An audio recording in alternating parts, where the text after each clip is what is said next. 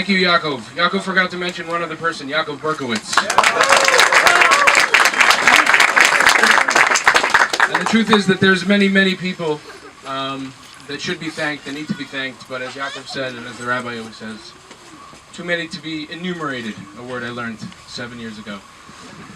But you are all equally part of this mission, equally part of where we are today, and we thank all of you. The moment we are here to commemorate is pretty awesome. It feels like just a few minutes, but it's been a good 7 years, right? Since we started this, and although there have been many moments and many people involved, the flashbacks are from those first couple days tearing down the walls in this building with the help of Adam and Elisha Rabinowitz, Eitan Schuchman again, and a group of people, and I apologize if I don't remember your names, but here we are again, about to tear down the walls in another house, years later, with another awesome event, with a member of our shul not slamming the door in our face, not when we came to ask him for money, but when we came to ask him for his house. He didn't donate it. And with what's continued to be our tradition of being able to pull off things that seem to be impossible in the klal, with shalom and with a lot of good spirits, and it's amazing. I just wanted to share one thought, a simple thought. As I mentioned in a Sheva Brachas I recently spoke at, the rabbi was very proud of this. I try to stick to the big words with the nekudos, so I'll stick with all these rabbanim here. I'll stick to a simple thought. Looking at the psukim of the Parshios last week when we were in Eretz Yisrael, and this week, I mean, it's a building campaign dream come true. We've got engineering plans, we've got strategies, we've got fundraising. But something that struck me was that, with very few exceptions, the psukim are speaking in individual, single tense. One person, vatikach, vatas, vatase, vasisa, velakachta. One person, over and over and over again. And in many other things, many other Yom Tovim, many other descriptions that the Torah gives us, which are meant to be forever, it's always vasisem, velakachtem, talks to Klal Yisrael. But here there's an individual language, and practically, obviously, there was a conversation going on with an individual person, but the Torah could have spoken in past tense. It could have spoken in different ways, and it's very focused. So the simple idea that ran through my mind was, okay, it makes sense. This is a lesson forever and ever. We always have to continue building a mikdash, building our makomos kedoshim, building a place to be Ovdei Hashem, and that's a mission that each and every one of us have as individuals.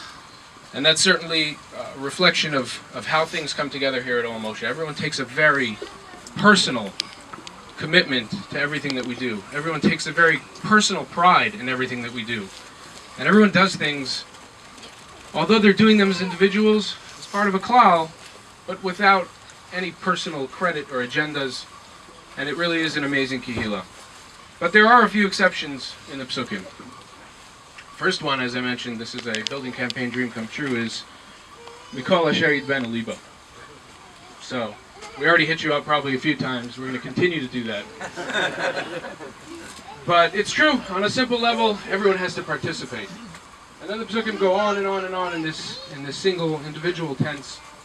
But then there's a unique change by the Big Day Kahuna. By the Big Day Kahuna, it changes, and it says that Moshe should consult with Chachmei Lev, and that they should do the construction of the Big Day Kahuna. And then again, the individual tense, Velakachta, Vasisa, Vasisa, Vasisa, Vasisa. And then at the end, Rabbi, this is where I'm going to use the Chumash. Sorry. At the very end, it says, you might have to help me, Rabbi. Lo salu. Sorry? Am I stealing the speech? I'll stop right now. Here it is. Lo salu alav ketoras zara. And now it's talking about the klal again. So here's my simple thought. The first two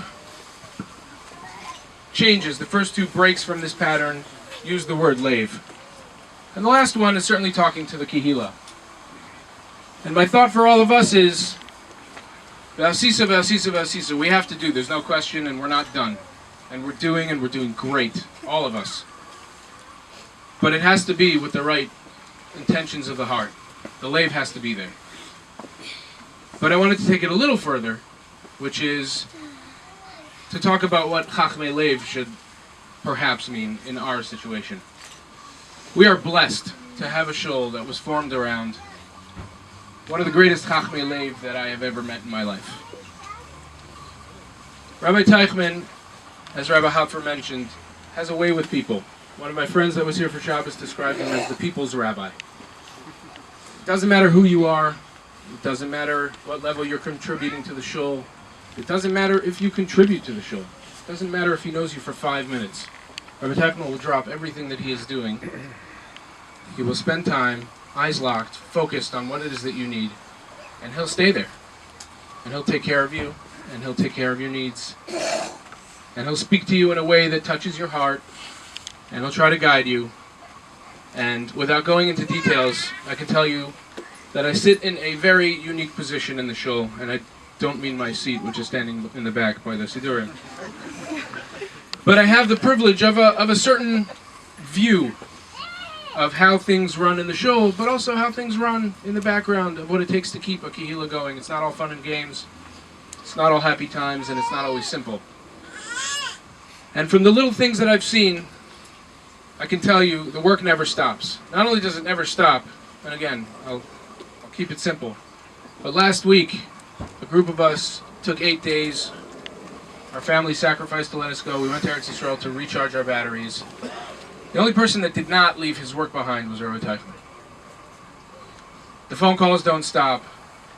The jumping out of bed at 11:30 to coach a very troubled teenager out of a very, very, very dangerous and difficult time in his life in the middle of a park in Yerushalayim doesn't stop.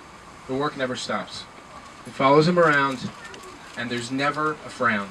There's never exhaustion. There's never anything but, this is what we do. This is what I do. And that personifies the Chachmas slave that has been the energy that drives our shul. Ve'asisa, ve'asisa, ve'asisa. We do. We do a lot, and I appreciate what Yaakov said. It's very nice, but it's not just me. It's a lot of people. But it's meaningless without that Chachmas slave, without that intention. And that is all stemming from the Rav that we have. So my job today was to introduce Rabbi Teichman, a rabbi who needs no introduction. But it was also a privilege and an opportunity that I rarely get and that I really do cherish to be able to thank him on behalf of myself. I'm not going to speak for you, but on behalf of myself for the impact that he has had on my life, on my family's life, on my children's life, not just the cavities. And to thank him for where we are today, because the Asisa, worthy V'asisa people, I guess we started. We're the V'asisa people, but the Chachmas slave, the Big Day Kahuna, the Kodesh Kodashim, the highest points, the holiest places, the greatest accomplishments cannot be accomplished without, thanks guys, without our Chacham Lev, Rabbi Teichman.